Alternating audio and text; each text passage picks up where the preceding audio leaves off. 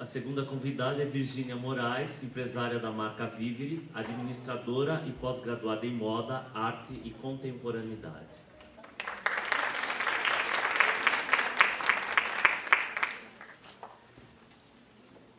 Estamos também chamando e convidando Márcia Ganem, designer de moda, desenvolve pesquisas sobre inovação têxtil e tradições artesanais, mestranda em gestão social pela UFBA.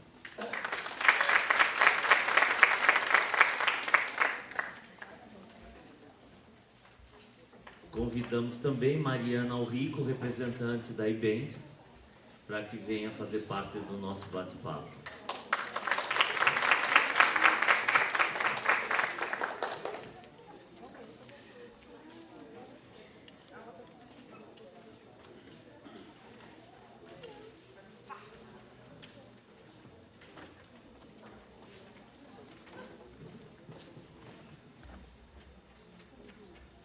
Bom, nós vamos iniciar o nosso bate-papo com pequenas apresentações e vamos iniciar com Gilmara Santana, a cooperada da Cama Pet, falando um pouquinho sobre a experiência dela e depois nós daremos sequência. Boa tarde, me chamo Gilmara Santana, faço parte do empreendimento Cama Pet, cooperativa de coleta seletiva, processamento de plástico e proteção ambiental. Nosso empreendimento ele deu início em 1999, com a parceria com o CAMA, Centro de Arte e Meio Ambiente, que proporciona aos jovens daquela comunidade de Alagados e Itapajipe, moradores de uma situação problemática enquanto uma melhoria de qualidade de vida precária. Então, esses moradores começam a se envolver com essa questão ambiental como um todo e começam a catar, de fato, esses resíduos, para dar um trato, né, adequado para eles.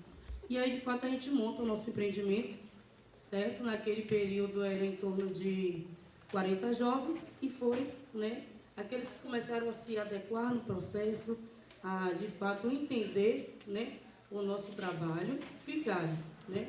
Hoje o empreendimento tem em torno de 23 a 24 cooperados e quando foi no período de 2005, a gente começa a ver outras alternativas, né, para estar agregando valor a esse resíduo, para estar melhorando o nosso trabalho e também para estar aumentando a nossa renda como um todo.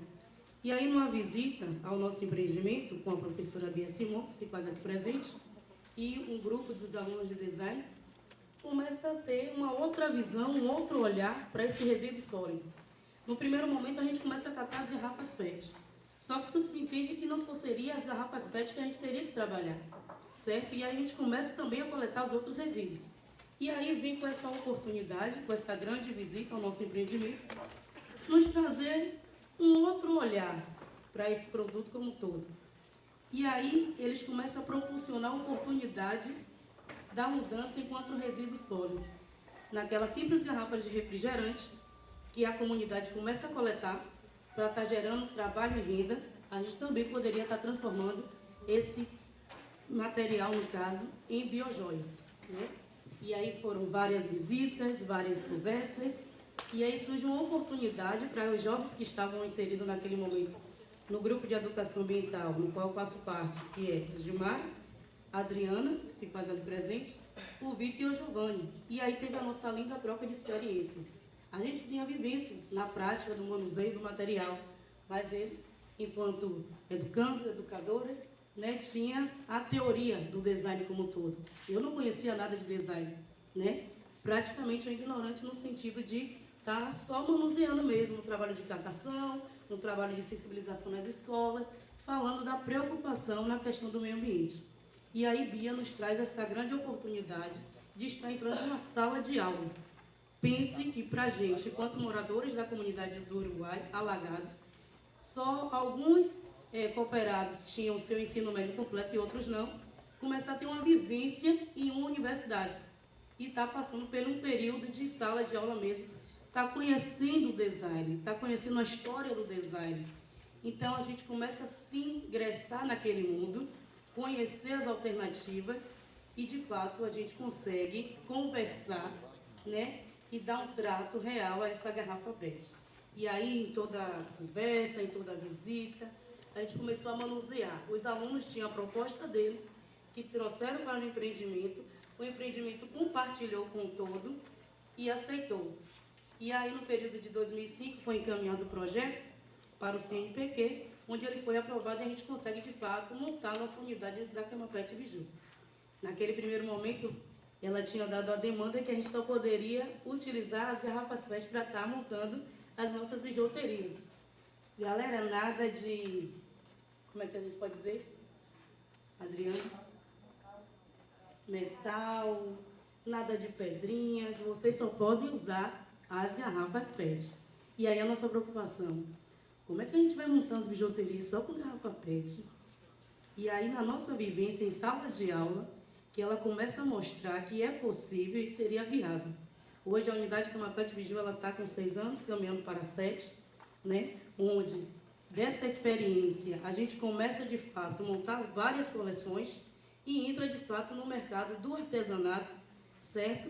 Onde no nosso primeiro trabalho em si de ornamentação foi com o nosso querido amigo e aluno Gibia Marcelo, que a gente faz a ornamentação do Camarote Salvador, que para a gente foi bastante gratificante. A gente sai daquela vivência só do mundo, da catação, da separação, e começa a dizer, não, essas simples garrafas, quando a gente dá um menininho, que ele pode transformar num brinquedo, hoje a gente pode estar agregando valor e ajudando a manter o empreendimento. Gilmara, hoje a unidade Cama Pet Biju, ela só por si sustenta o seu empreendimento? Ainda não, mas nos ajuda. De que forma? Tem várias encomendas, a gente participa de várias exposições, né? Tem os nossos pontos positivos, os nossos pontos negativos, porque o que é que a gente quer? Ser uma referência, assim, de resíduos sólidos como biojóias para o mercado, que infelizmente existem várias barreiras, vários preconceitos. E acho que esse é o meu olhar no ponto negativo da coisa. Que se as pessoas de fato começam a olhar esse lindo colar, e eu posso sim utilizar para ir para uma bela festa, um belo casamento, um belo evento, não só usar uma linda joia feita de ouro, feita de prata, não tirando a beleza da joia em si, eu acho que a gente começa assim a quebrar aí vários fatores para essa questão do artesanato. Eu estava aqui pela manhã e vi a fala de Marlene? Vanessa, perdão. E quando Vanessa estava trazendo, né, aquela questão que colocaram do andar com suas próprias pernas. Esse foi o principal objetivo da nossa professora. Os alunos entraram, a professora entrou, mas o intuito era, daqui por diante, ao término do projeto, vocês vão ter que estar confeccionando as suas próprias bijuterias. Então, se eles não deu a base, nos deu o conceito do que é seu design, do que é manusear o produto, hoje o empreendimento, a unidade Cama Pet Biju, ela senta sozinha para estar elaborando a sua coleção, né? Ela senta hoje, tem os seus dias de corte, os seus dias de desenho e os seus dias de montagem. Então hoje a gente não precisa estar o tempo todo, Bia, eu estou com dúvida nisso, Marcelo, eu estou com Deise, eu estou com dúvida nisso. Não, porque o trabalho deles foi, sabe, a demanda foi dada e a unidade Cama Pet Biju permanece, certo? E eu só queria ressaltar que, assim, para a gente é um prazer enorme estar aqui hoje, trazendo a nossa vivência, a nossa experiência, certo? O design em si, para o tema de hoje da sustentabilidade, ele é de fundamental importância mesmo para nós, enquanto empreendimento solidário, enquanto empreendimento associativo, porque é necessário, sim, fortalecer essas parcerias. Agora, parcerias que realmente dê certo, assim como deu no empreendimento Cama Pet. Então, não estou aqui para dizer, estou rasgando seda com fulano, com ciclano, não. Estou passando para vocês que o empreendimento Cama Pet, a unidade Cama Pet Biju, de fato, ela deu certo com essa parceria, certo? Quero desde já agradecer. Obrigado. Bom, foram muito importantes e interessantes o depoimento, né, da Gilmara Santana, que representa a Cooperada, e agora eu queria convidar a Mariana Rico para que fale um pouquinho sobre a experiência dela com a questão do artesanato e das comunidades. Na verdade, não só a questão do artesanato, mas apresentar mesmo a instituição, né? Já que a gente fala de ação continuada, e a ideia não é trazer aqui um estudo de caso, ou que seja, apresentar um pouco a experiência do IBENS. Acho que eu vou quebrar um pouco o protocolo, vou fazer sentadinha aqui com os colegas. Meu nome é Mariana, né? Hoje, eu estou representando o IBENS, né? Que é uma instituição que foi fundada em São Paulo. Falando um pouco de mim, eu estive coordenadora do CESOL, que é o Centro Público de Economia Solidária, que fica lá no comércio, né? Eu tenho inclusive pessoas da equipe aqui representada e a design também. E pela manhã a gente teve a apresentação de Tatiana da CESOL. Então, dentro das ações da superintendência, uma delas é a implantação dos centros públicos, né? E eu fiz parte dessa equipe e agora, há pouco tempo, eu venho compondo também a instituição que é o IBENS, o Instituto Brasileiro de Educação e Negócios Sustentáveis. Eu acho esse um debate muito pertinente, essa troca de experiências mesmo, né?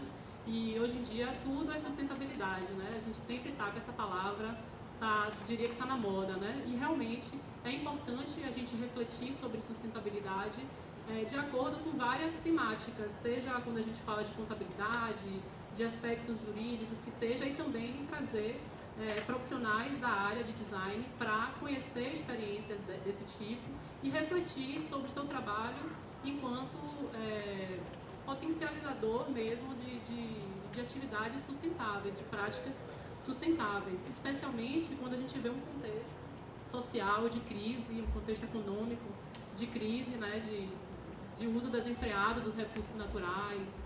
E algumas pessoas já falaram, né, sempre tem nas falas de questão de desvalorização do ser humano, né, experiências de economia solidária aqui representadas.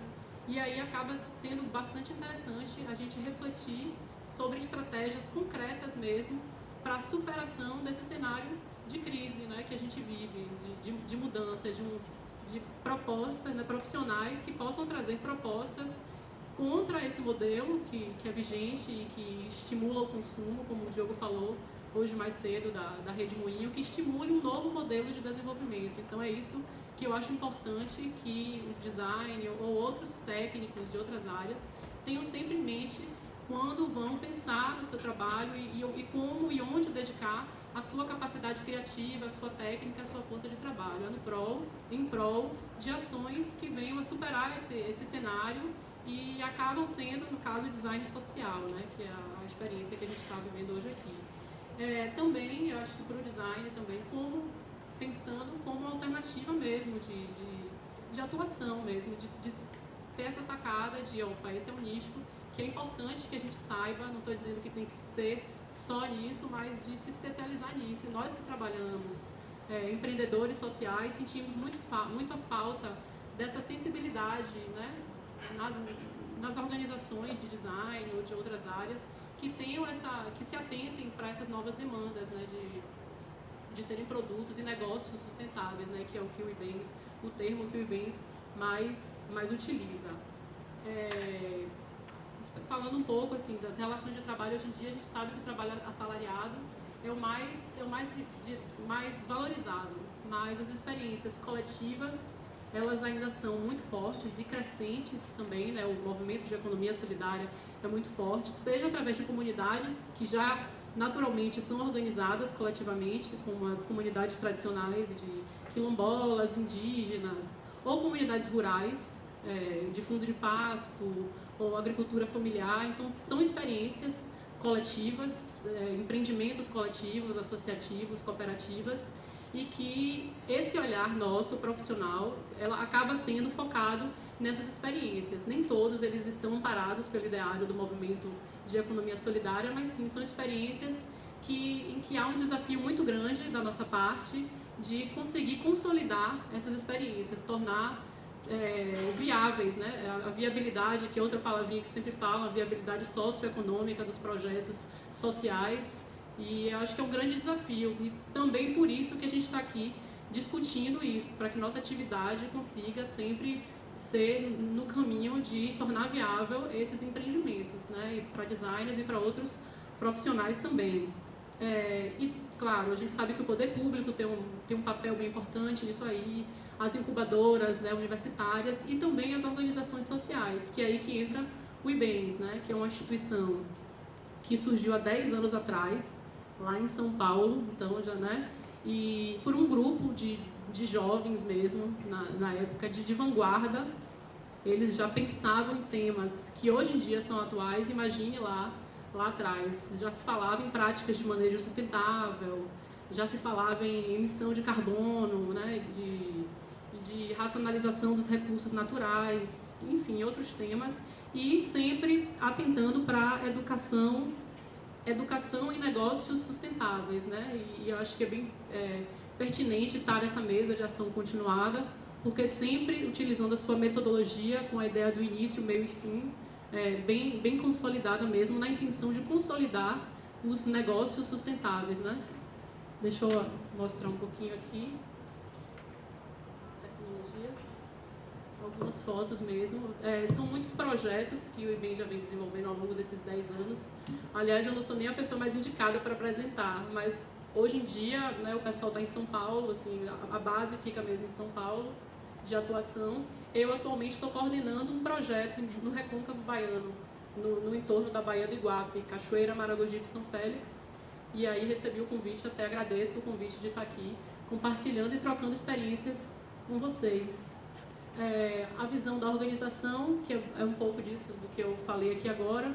Missão: viabilizar negócios sustentáveis por meio da formação e apoio ao empreendedorismo baseado no uso racional dos recursos naturais. Imagine quem pensava isso há 10 anos atrás, e hoje em dia é algo que também é tão atual, né? Não vou, né, me estender tanto. Aqui são os programas que o IBENS se apoia, né, porque alguns acabam tendo uma parceria maior com o setor privado, algumas outras na intenção com a cooperação internacional, enfim, são alguns os programas que acabam norteando os projetos que são desenvolvidos. Um pouco da metodologia, né, também não entrar tanto no detalhe, conhecer a realidade. Nesse caso, são mais os diagnósticos, né, o diagnóstico de potencial produtivo, diagnóstico rural participativo, diagnóstico socioeconômico. Eu diria que são produtos que surgem a partir dessas etapas aí da metodologia do IBENS. E nem sempre todos os projetos passam por todas. Às vezes, o trabalho é mesmo fazer essa parte inicial de diagnóstico para que uma outra instituição atue.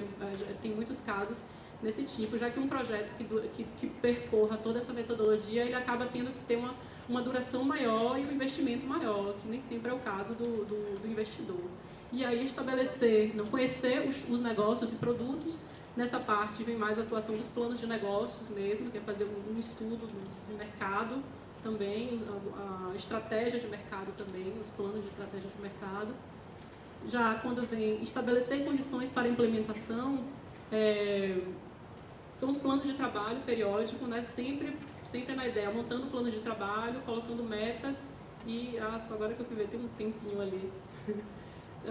Colocando planos de trabalho, você vai atualizando, né, esse plano de trabalho e articulação com as parcerias, com os parceiros locais e adaptar a metodologia da organização ao contexto local sempre, já que atua no Brasil todo. Imagine a diferença de você trabalhar na Amazônia e de você trabalhar no Recôncavo Baiano. Então, assim, é importante que a equipe, seja de onde for, adaptar sua metodologia e fazer um trabalho de estudo mesmo para conhecer aquela localidade. Adequar negócios comunitários, que é basicamente a ideia de execução mesmo, executar os planos de negócios, né, da forma como foram pensados, através de oficinas de gestão, tem a parte produtiva mesmo, com técnicas de produção ou beneficiamento do marisco, ou o que seja daquele negócio que a gente vai estar trabalhando, mas é trabalhar bem a parte da produção, oficinas de gestão, de economia solidária, a implementação do plano de negócios. Promover a autonomia dos empreendimentos e parceiros é justamente elevar, né, a comunidade à autonomia. E é sempre, quando eu falo comunidade, é porque a atuação, né, sempre com comunidades, com a ideia do trabalho coletivo. Não necessariamente uma associação, mas às vezes um negócio comunitário mesmo, assim, né, que hoje em dia acaba se tornando juridicamente uma associação, uma cooperativa ou um conselho, o que seja, né. Então, autonomia, né, e também a questão da autonomia é muito forte com as lideranças locais. É você conseguir mapear e conhecer quem são essas lideranças e fazer um trabalho muito intenso de empoderamento, não gosto nem tanto dessa palavra, mas de trabalhar com as lideranças mesmo, né, para que elas consigam atuar localmente, ser multiplicadores de conhecimento e estimular o desenvolvimento local. e comunicar, que é o monitoramento e avaliação, os relatórios periódicos e também estudos de caso, né? O IBENS, no seu currículo, tem muitos prêmios por projetos que vem desenvolvendo ou que desenvolveu, e justamente por ter essa metodologia participativa sempre, né? Aqui é exemplo de alguns projetos, né? A atuação bem forte no norte do país, né? Eu posso dizer que é o mais forte do IBENS, trabalhar com recursos florestais e não florestais também, e atuação em outras regiões. Alguns projetos, né? Tem um destaque. Aqui outros projetos também, não cabia nenhum só. E aí bem a questão do litoral, atuação na Bahia também. Deixa eu ver se no último teve algum aqui na Bahia pra gente... ele falou que era pra lá. Aquele ali eu não sei. É de Ilhéus. Cacau orgânico em Ilhéus, Itamaraju, que foi um projeto que não percorreu todas aquelas etapas, mas planos de negócio. E eu voltei há pouco tempo lá, eles fazem um trabalho com a piaçava e biojoias muito bom. Pedra do Cavalo é esse que eu tenho mais intimidade, né, por estar participando, apesar de que eu tenho tido contato com outros projetos. Ceci Castanha do Brasil foi um projeto muito premiado também, conhecido. Hoje em dia o pessoal vende para a Natura, ou vende para a Nestlé, desculpa. E, enfim, acaba trabalhando todos os biomas brasileiros. E, assim, só para... Não vou entrar no detalhe de projetos, mas coloquei uns aqui só para a gente ter noção. Um projeto Açaí Cametá tem a formação da cooperativa, 40 mulheres da cooperativa. Com relação a design, a gente acaba não tendo algo muito palpável para mostrar de exemplo, já que aqui a ideia é trabalhar processos, e não ter um produto necessariamente ao final, já que a gente estaria ali identificando novos mercados, avaliar a viabilidade financeira do empreendimento e eles conseguirem como resultados ter um maior contato com o mercado, a superação da presença do atravessador e conhecer mais o seu processo produtivo, né, para melhorar o seu processo. No Pará, então aqui foi o projeto Pequi, no Ceará também, que são as comunidades do entorno da Floresta Nacional do Araripe, são projetos de 2000 a 2004, e também melhorar o desenvolvimento da produção e a negociação do fruto do Pequi, assegurando sustentabilidade ao processo. Então, sempre a ideia de otimizar os processos produtivos. Esse é um outro projeto que é interessante para esse contexto, já que tem um produto mais palpável, que eu trabalho com as mulheres da Flor do Cerrado, que fica lá em Serro, em Minas Gerais, projeto Cosméticos Flor do Cerrado, com o objetivo de desenvolver um negócio sustentável para geração de riqueza e renda, promoção do desenvolvimento local. Identificação de novos mercados, né, como resultados, preparação das mulheres para lidar com a legislação ambiental e na estratégia de marca do empreendimento. Enfim, são diversas ações de fortalecimento de um negócio mesmo, um negócio sustentável. E aí a gente pensa não só em questão de renda, mas do desenvolvimento dos seres humanos, das mulheres que compõem e do entorno, da comunidade do entorno. Então, gera esse resultado. Esse é o projeto Pedra do Cavalo, que é 2009 a 2011, ou seja, termina agora, no final do ano.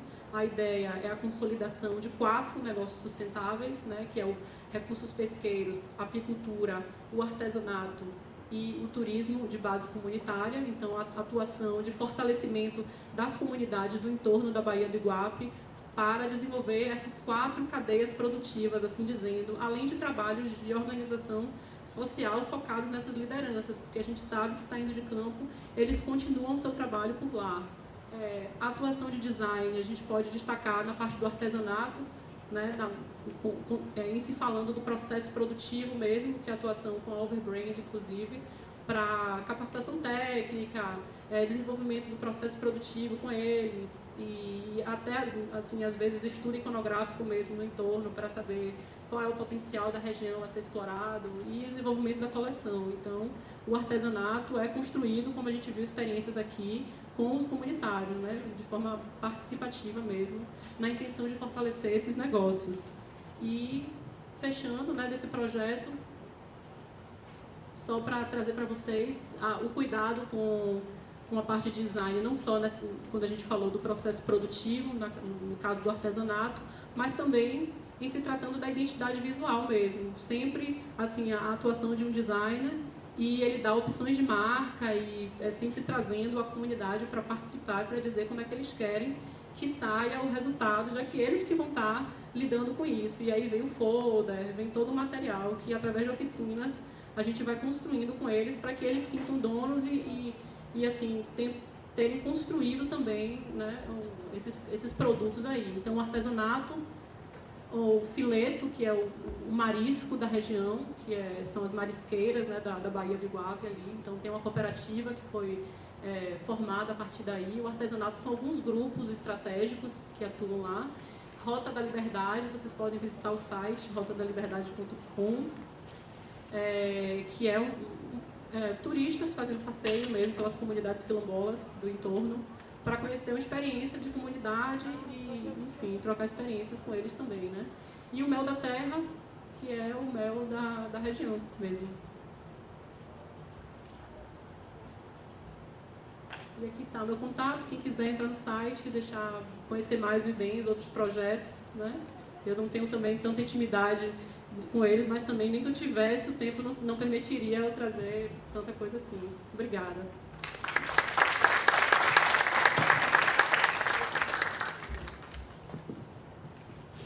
Obrigado, Mariana. Agora nós vamos convidar Virgínia Moraes para falar um pouco sobre a experiência dela. Olá, boa tarde. Primeiramente, eu quero agradecer a Mário, que por uma feliz coincidência, nós formamos em 95, exatamente, 1995, e há 2 anos atrás eu tive a surpresa de, através de um e-mail, voltar a contactar com ele.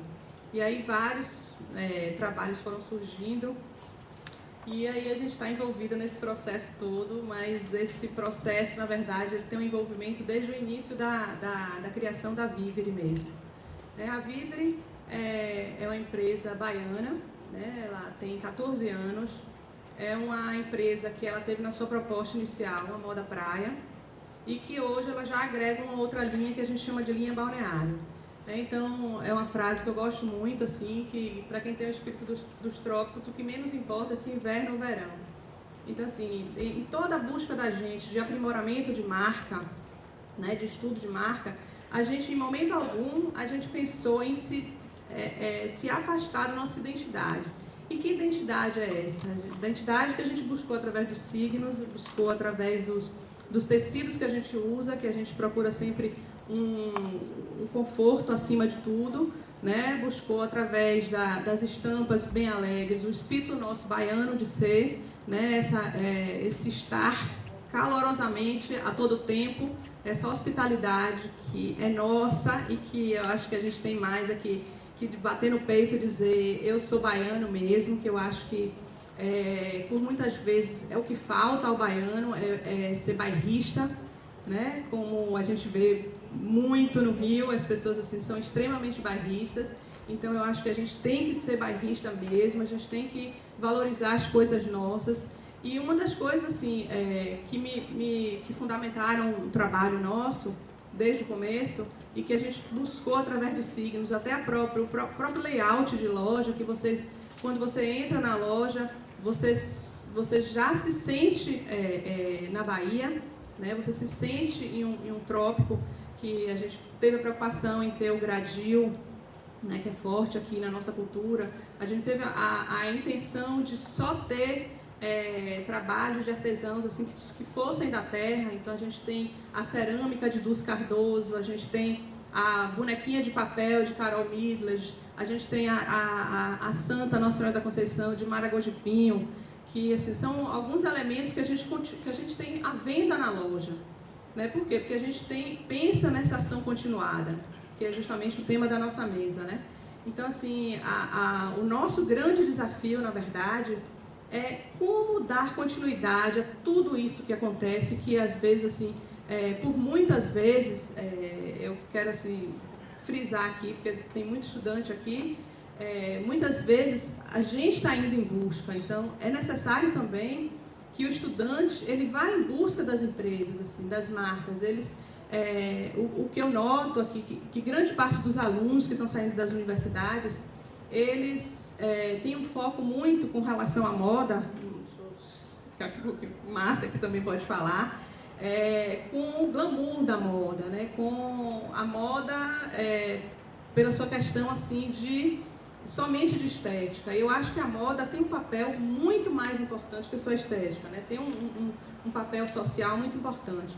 Então isso a gente levou para a marca, assim, na verdade, assim, isso é uma característica minha que automaticamente passei para a marca.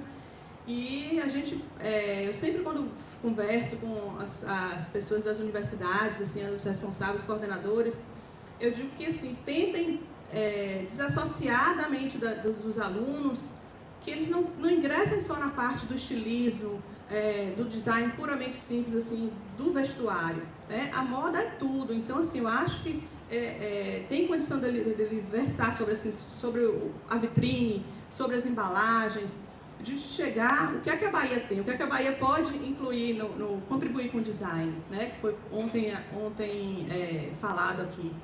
Então a gente tem uma riqueza cultural muito grande, a gente está na frente de várias capitais do Brasil. Então a gente tem assim autoridade no assunto para poder falar, para poder chegar na comunidade de Maracangalha e propor uma coisa inovadora, né? Então assim, acordem para poder propor coisas diferentes, que o mercado está aí de braços abertos para acolher todo mundo, né? De braços abertos para poder assim, ter coisas interessantes e inovadoras na loja.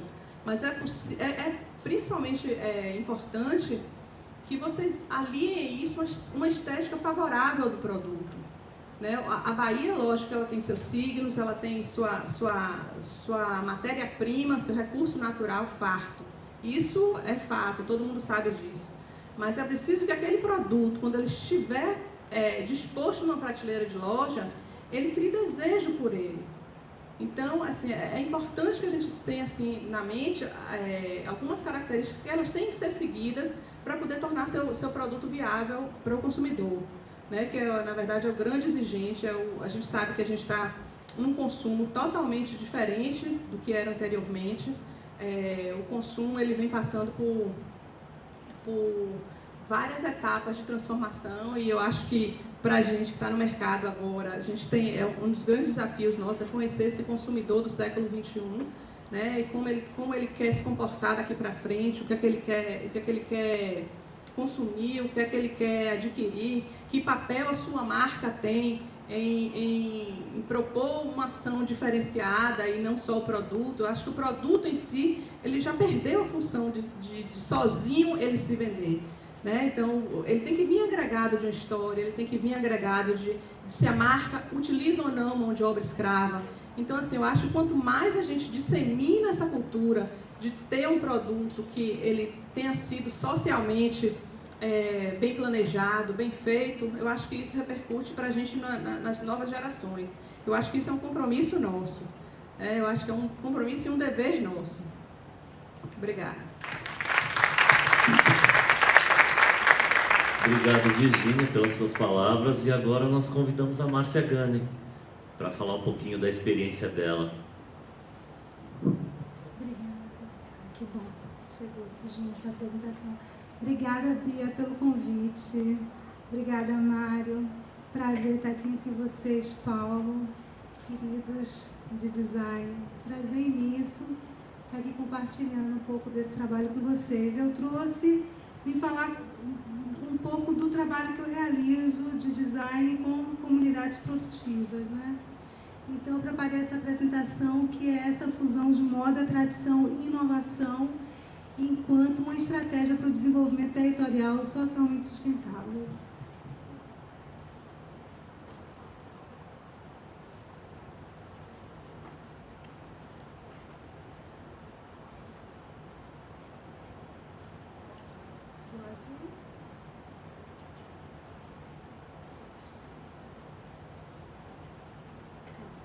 Então, a marca, né, ela nasceu em 96, trabalhando com moda feminina focada em mercado de luxo. Esse é o trabalho que eu faço.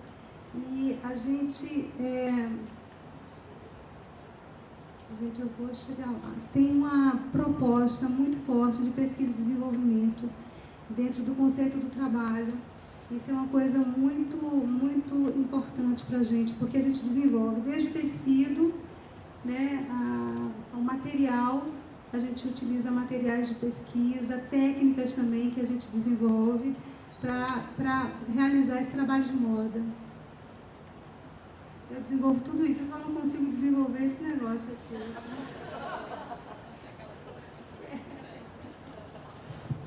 Quero, obrigada.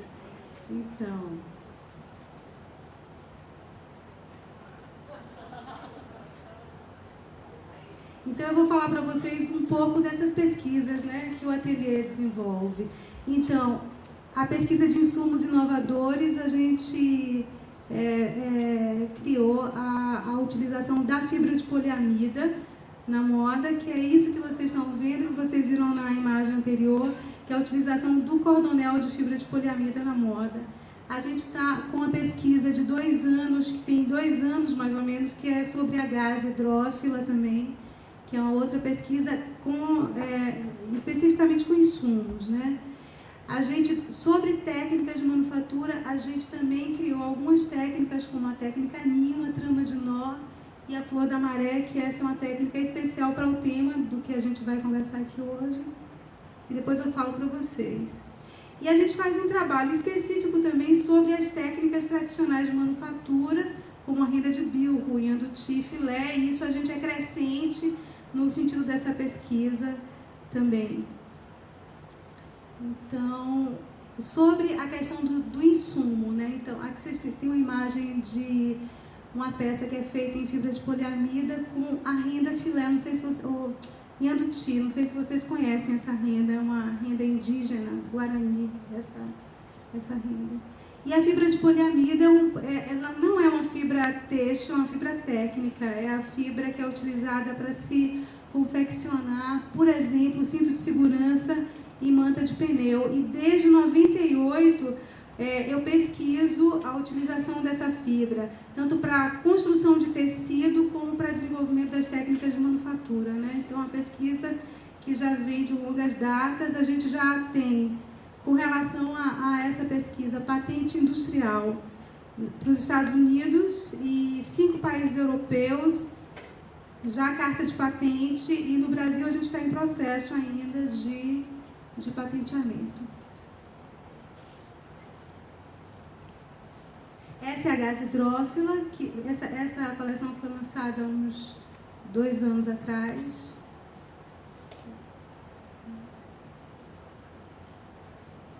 Aqui a trama de nó vem da pesquisa do chequeré, que é um instrumento percussivo africano. Isso é para a gente passear um pouquinho sobre a lógica do design que eu desenvolvo, né? Então, com a técnica do chequeré, que é a trama de nó, que é uma técnica que foi desenvolvida no ateliê, a gente desenvolve um trabalho de moda e joalheria. Por exemplo, essa peça, ela é uma peça que é feita em citrino lapidado, com botões de ouro. É uma peça que a gente transita em salões de joalheiros, mais ou menos isso. E sobre o que eu estava mencionando, que era a pesquisa sobre as tradições artesanais, a gente vai falar sobre o caso com as rendeiras de Salbara, né? Então, a característica desse trabalho é levar para as técnicas tradicionais a utilização de um insumo inovador e posicionar esses produtos dentro dessa lógica de moda feminina de luxo. Então, a gente entende que artesanato é um nicho bastante específico, porque a gente entende que é assim, com esse material, que a gente pode trabalhar mercado de luxo. A gente entende que a prerrogativa para mercado de luxo é o produto artesanal. Então, a gente pesquisa o produto que é realizado pelas comunidades produtivas e dá a isso uma leitura costura.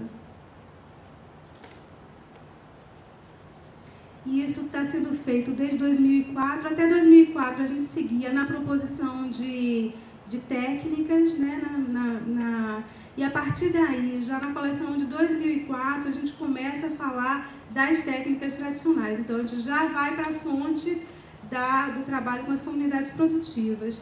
E isso é feito à sombra do Instituto Inhaúma de Design e Inovação, que tem essa expertise de trabalhar o design junto com as comunidades produtivas. Ele tem essa tangência.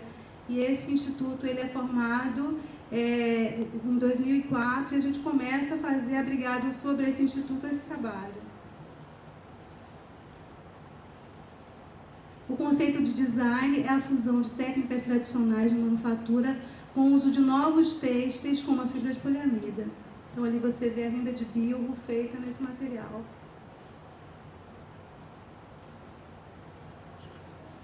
Bom, então, aqui eu sei que tem pessoas que trabalham com Salbara também, então a gente vai um pouco tricotar juntos a respeito disso, né? Então, Salbara é uma cidade litorânea que fica no recôncavo baiano. E as Rendeiras de Salbara é uma associação de em torno de 120 mulheres que fazem o trabalho da renda dividem, né, entre renda de bilbo e cestaria. Então, é uma associação produtiva já bastante consolidada, bastante madura, elas são muito organizadas e já tem um longo trajeto de trabalho. Acho que já...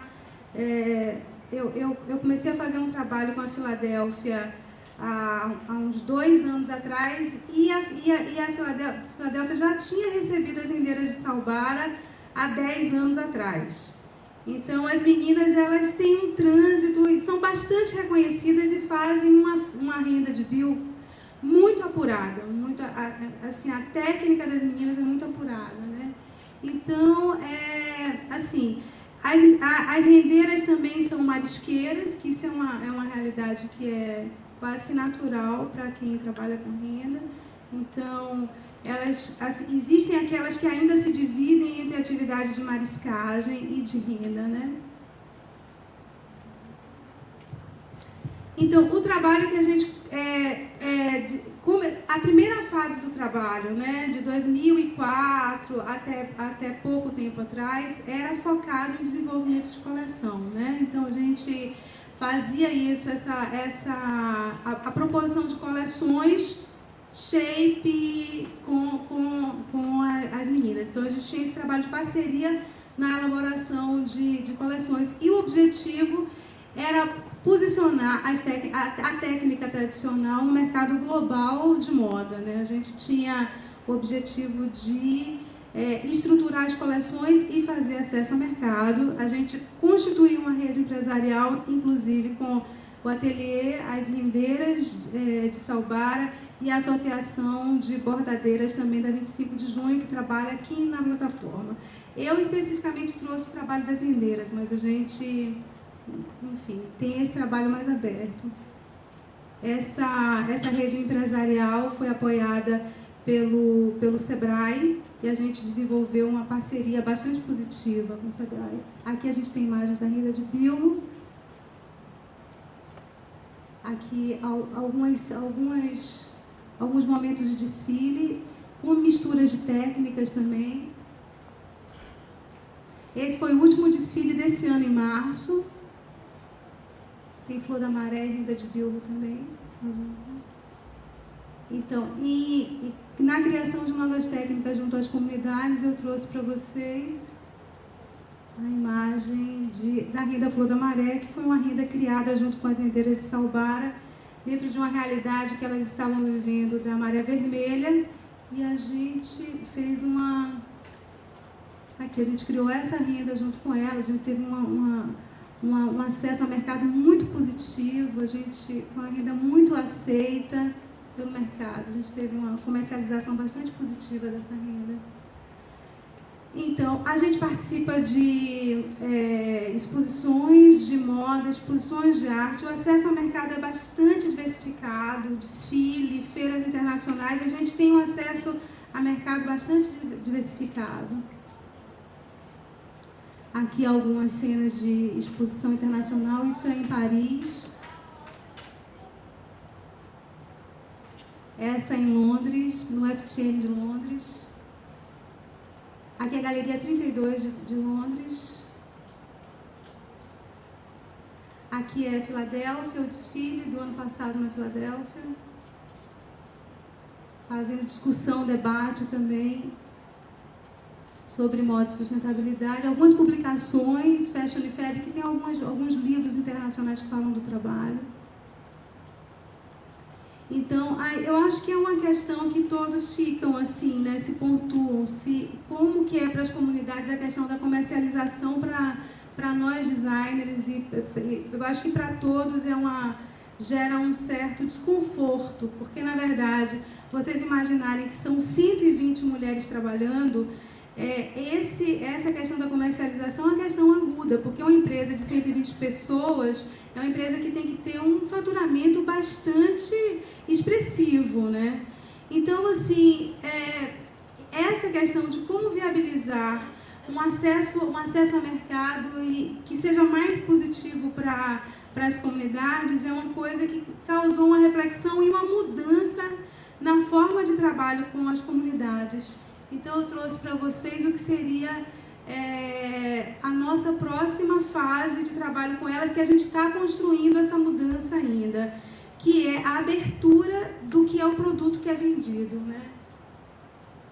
Então, a gente criou um projeto que se chama Circuito da Moda, que é uma outra fase, a fase de trazer o mercado para dentro das comunidades produtivas. Então, o Circuito da Moda é um projeto que instaura espaços de exposição na comunidade, em Salvador, e exposições itinerantes com o objetivo de apresentar memória, cultura, design. Esse é um espaço dentro de Salvador, a Casa de Castro Alves, onde a gente monta a exposição sobre o produto revisitado das comunidades produtivas. Então, aí são mostrados produtos de design sobre as comunidades produtivas. E a gente monta a exposição, isso na Casa de Castro Alves. E a gente apresenta também a exposição dentro da comunidade produtiva. A gente estabelece espaço expositivo dentro da comunidade produtiva também. Esse é o espaço que a gente está preparando lá em Salbara. Foi o espaço cedido pelo prefeito para criar o espaço cultural, onde a gente vai ter o trabalho das rendeiras, e não só isso, é um espaço também museológico para as tradições da cidade. Então, esse espaço também é dedicado a contar a história da cidade através de suas manifestações culturais e tradições artesanais. Então, a gente aborda o samba de roda, chula, a barquinha, tem mais o nego fugido. Olha aqui, a coisa da indumentária. A marujada. É muito rico de tradição essa região. As caretas de Jacupi, que é extraordinário isso. Dentro desse espaço, eu não sei se vocês conseguem visualizar, mas é um espaço onde a gente tenta abordar a partir, óbvio, da moda. A gente está falando de indumentária, além do trabalho das rendeiras, mas de todas essas matizes culturais. A gente instaura também um programa de educação que tem 3 aspectos dentro da comunidade produtiva. Que é a qualificação em design. Outro, que é a comunidade produtiva abrindo qualificação para visitantes, workshops e coisas do gênero, né? Então, onde a comunidade produtiva ela oferece cursos. E outro, que é a formação da nova geração de artesãos. Agora, você imagina que essa nova geração de artesãos, ela vem com conteúdo de design, ou seja, eles vão poder aplicar o conhecimento tradicional em diversos suportes, como joalheria, enfim, em diversos suportes. Os resultados esperados no curto prazo é a estruturação e apropriação da comunidade produtiva da sua história, saberes e fazeres, desenvolvimento de produtos a partir do patrimônio cultural da comunidade, e isso tudo organizado dentro de um espaço físico, né? Isso, então, é importante para isso a estruturação da exposição. No médio prazo, a gente pensa na articulação do grupo produtivo com a cadeia produtiva, com toda a cadeia de produto criativo, entidades públicas e privadas, fortalecimento da capacidade produtiva do grupo, fortalecimento da capacidade de gestão criativa do grupo e o fortalecimento do acesso ao mercado. E no longo prazo, estratégia de gestão criativa sustentável das tradições culturais locais, desenvolvimento local, favorecimento de uma cultura empreendedora e manutenção do patrimônio imaterial. Isso está em andamento já, a gente imagina que a gente vai estar iniciando as exposições de Salvador e de Salbara esse ano ainda, até dezembro, a gente está lutando para isso. Agradeço. Bom, obrigado a todos que colocaram aqui as suas experiências e casos de sucesso. E, na realidade, quem deveria também estar aqui, trabalhando aqui com esse grupo, é a Luciana Santana, que é a coordenadora do artesanato do Sebrae, principalmente na questão que nós vimos aqui, que todos têm um trabalho continuado de investimento, tanto de educação, consultorias e também de recursos, junto a comunidades de artesanato, com objetivos de torná-las sustentáveis e trazer uma outra lógica que venha, de certa forma, a inseri-las no mercado. Hoje, por exemplo, a preocupação do Sebrae é colocar dentro das comunidades apoiadas um programa de assistência continuada para esses grupos, por entender que a atividade de artesanato é uma atividade empreendedora e que ela tem que gerar renda para o artesão dentro de alguns princípios que são extremamente importantes. Primeiro, o respeito à questão cultural e iconográfica de onde é produzido, porque na realidade isso é o grande diferencial e é a identidade Bahia que está colocada em cada produto, e de certa forma não só a identidade, mas uma alma e um caráter psicológico que se coloca e que vem a reforçar os produtos dos artesãos e o conceito que se tem de Bahia. E a partir disso, hoje o Sebrae desenvolve um programa de sistematização que justamente a gente parte da lógica de mercado. É um programa que a gente iniciou agora em julho, mas que a gente iniciou esse programa baseado numa experiência muito positiva que tivemos com o Maragujipinho, por exemplo, quando iniciamos um trabalho de inserção do produto da Bahia na rede de lojas da Tokstok. E aí percebemos que um trabalho continuado com capacitação, consultoria e principalmente trabalhando o ser humano em cada etapa do processo, isso gera, antes de mais nada, um aprendizado e um profissionalismo dentro das comunidades e principalmente um comportamento proativo no sentido de que eles podem conduzir a atividade deles com profissionalismo, atendendo mercados exigentes e dentro de um padrão de qualidade excelente.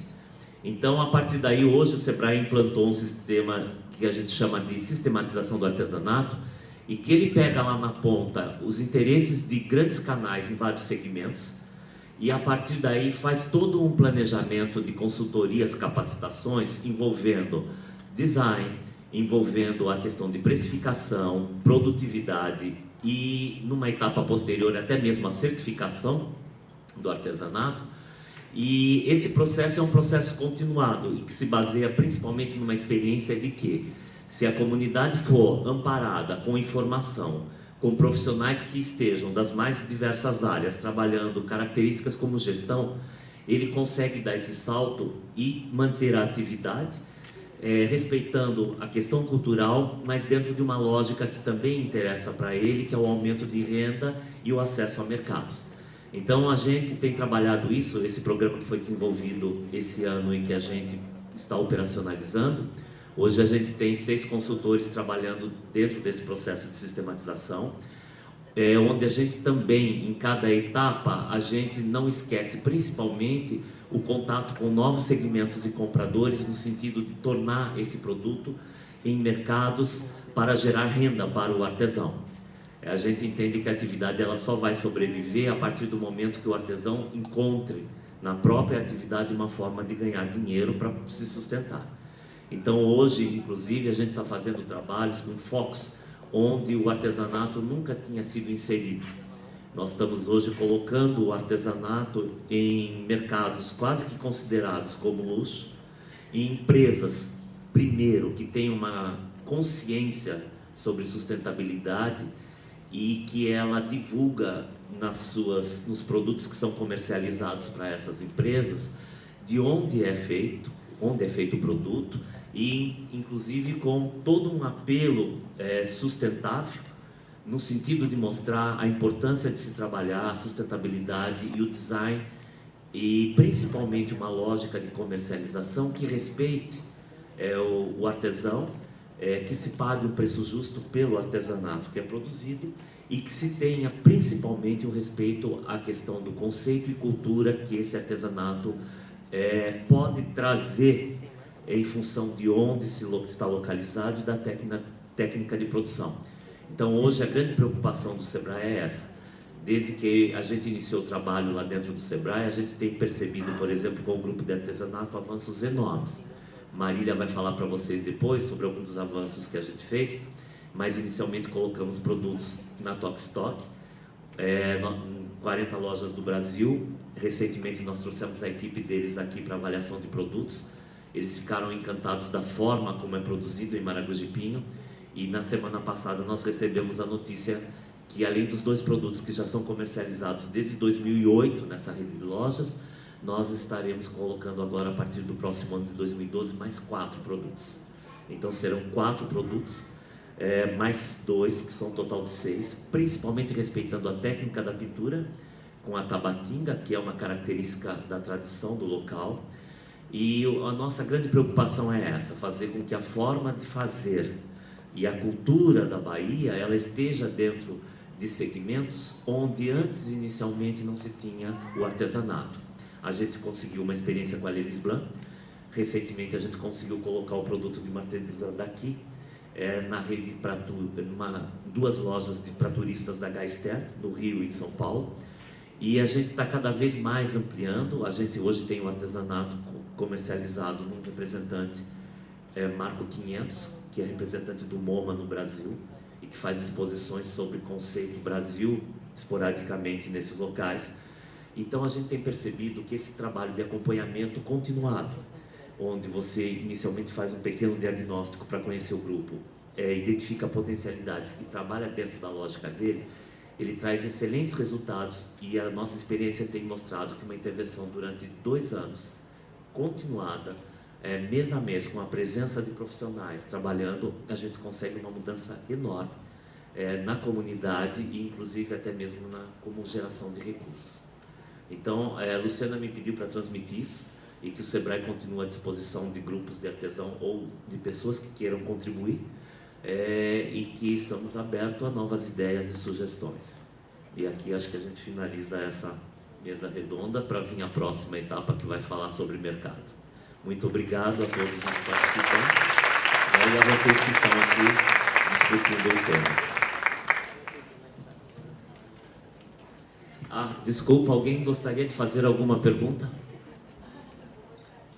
Pois não. Obrigado pela lembrança. Não, mas é importante, foi uma falha minha e que... Na verdade, eu não queria fazer uma pergunta especificamente, eu queria, em primeiro lugar, fazer justiça. A Gilmara falou que agradecia a oportunidade da universidade, do curso e da disciplina, né? E dos estudantes de design, a mim como professora, da participação, e eu quero inverter isso.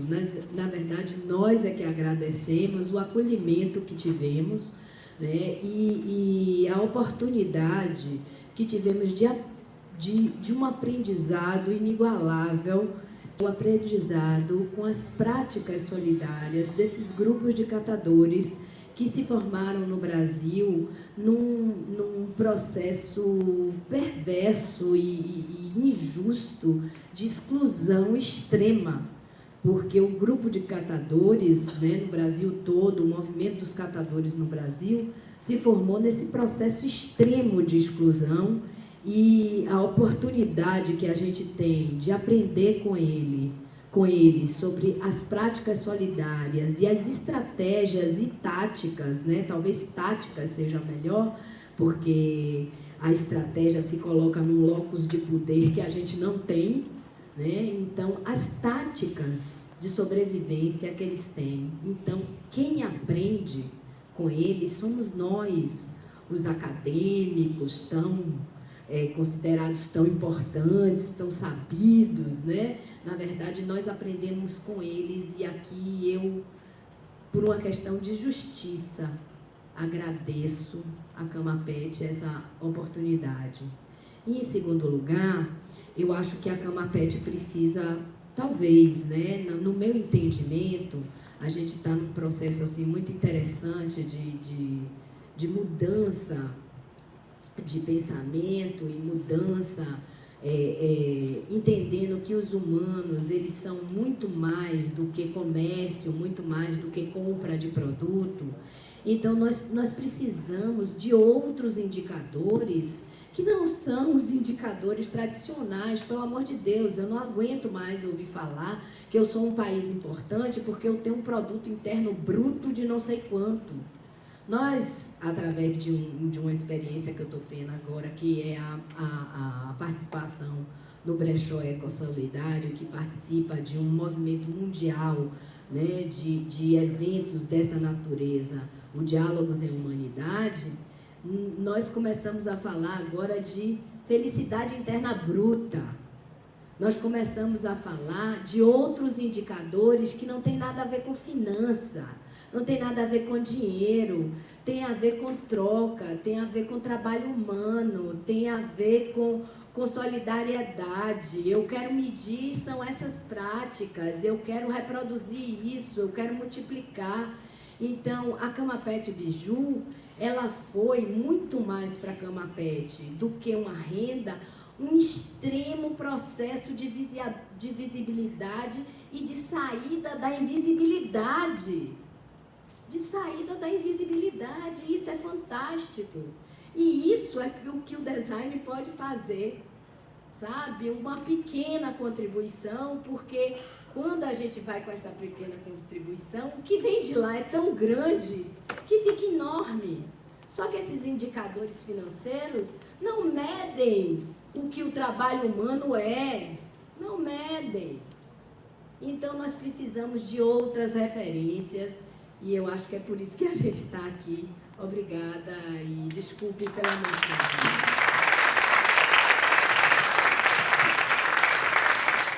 Pensando no que Bia falou do Brechó Ecossolidário, mas não fez o convite para os participantes estarem lá no sábado, no Parque da Cidade, das 9 às 5 da tarde. Vai estar acontecendo uma linda experiência de economia solidária, que vocês vão conhecer na prática. A CamaPet Biju, inclusive, está também comercializando seus produtos. Tem a moeda local, que é o grão.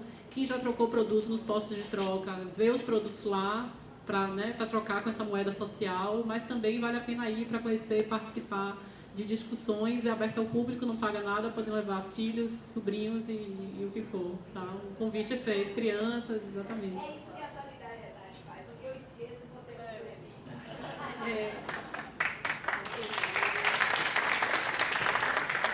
Só, mais uma vez agradecendo, só fortalecendo isso que Bia traz, da questão da visibilidade, enquanto dá um grande pontapé para o nosso empreendimento como um todo, né?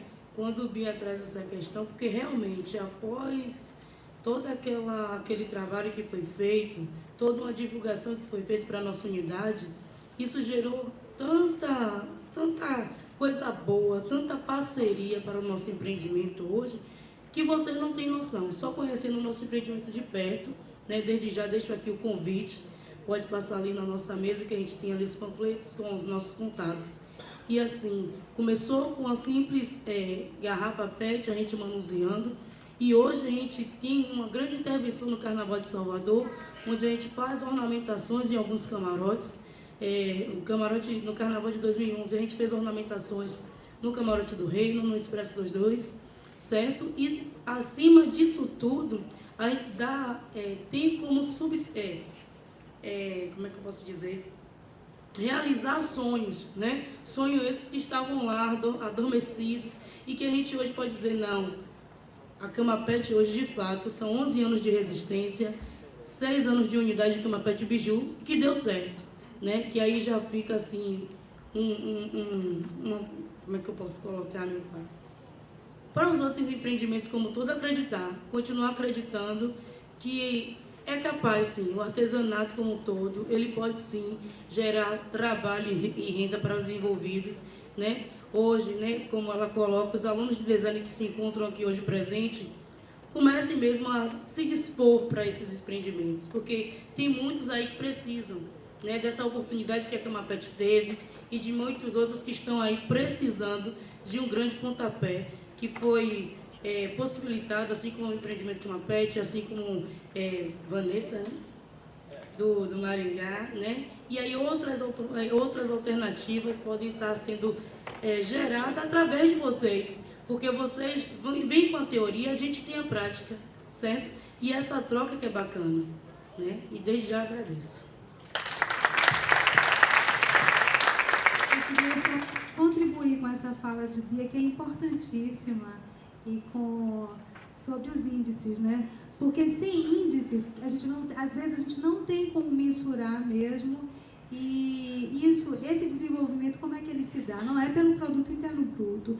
E hoje que a moda é vista sobre assim, ela está dentro de uma das transversais da economia criativa, né? E que estabelece no plano plurianual de cultura, ou nas metas dos 10 próximos anos do Brasil para a cultura, assim, como você vai fazer ações se você não tem como medir os índices? Acaba que você não pode emplacar ações, entendeu, em que explicite, por exemplo, abarcar os grupos produtivos ou criar uma estratégia com grupos produtivos que não tem como você medir depois. Eles dizem que não podem fazer isso porque não tem como mensurar depois esses resultados, que é a matéria de Paulo, da pesquisa de Paulo, né? De Paulo Souza sobre os índices, não é isso? Paulo, de sustentabilidade social, etc. Isso, para esse meio de universidade, é fundamental. Inclusive, o Ministério da Cultura pensa em dar fomento às universidades e instituições de ensino para criar meios de levantar esses índices, os indicadores. Alguém tem mais alguma pergunta? Eu, como disse anteriormente, pela manhã, eu sou designer de interiores.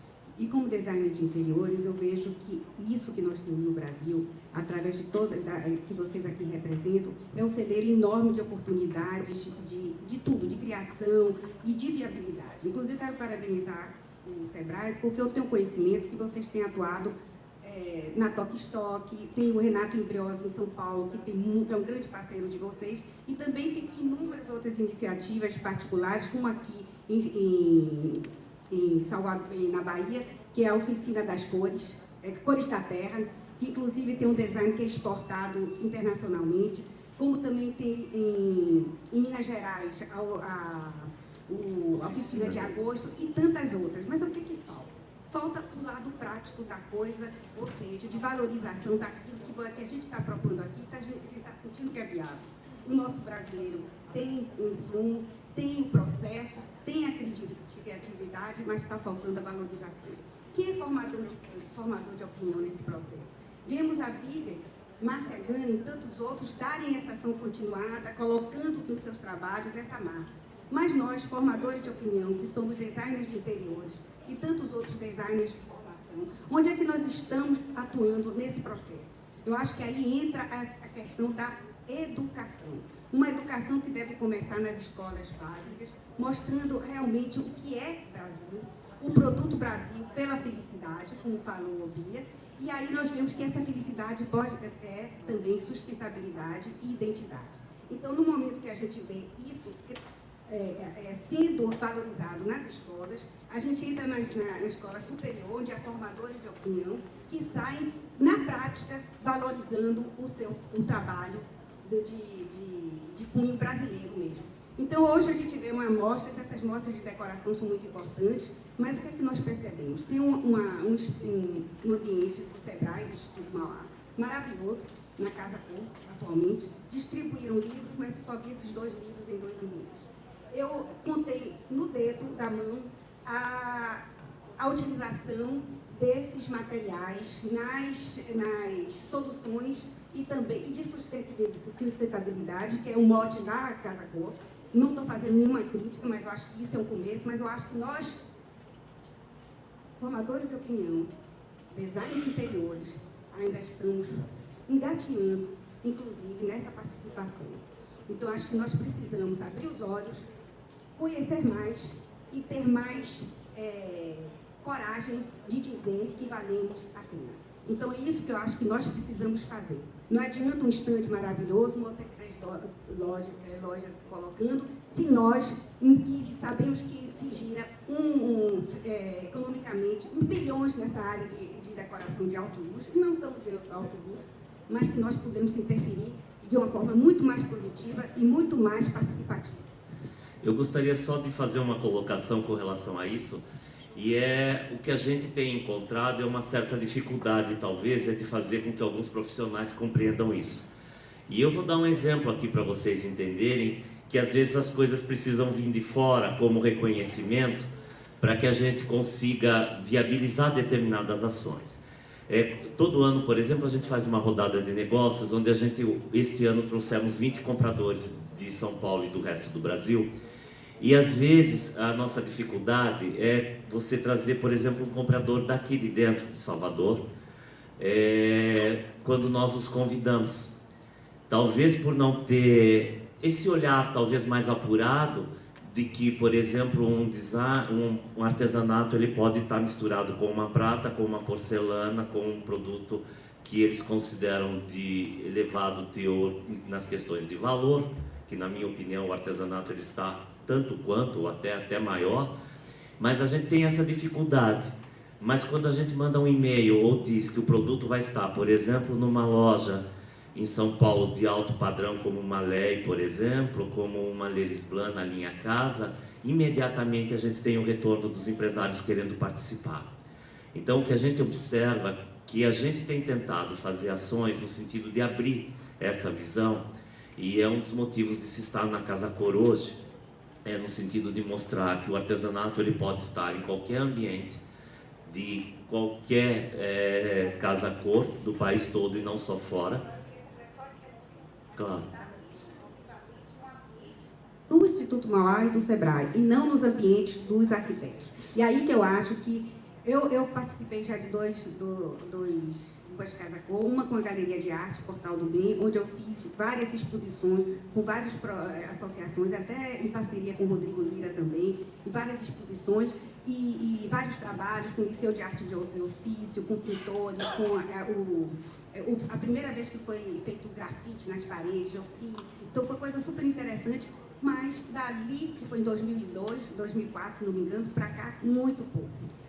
Praticamente quase ninguém, só vindo de fora que as pessoas começam a usar. Então, acho que ainda precisa se encontrar alguma coisa mais forte. Por exemplo, as escolas de design de interiores dizerem que isso é importante. Sim. Então, se não há essa formação, ao lado do comércio fica muito mais forte, aquilo que é mais vendável para digamos assim, para pessoas que precisam também de educação, porque se elas não têm conhecimento, elas vão comprar aquilo que os outros dizem, e já que não tem esse conhecimento, já que nós sabemos, então nós oferecemos. Então aí tem mais possibilidade de ter um campo maior de utilização.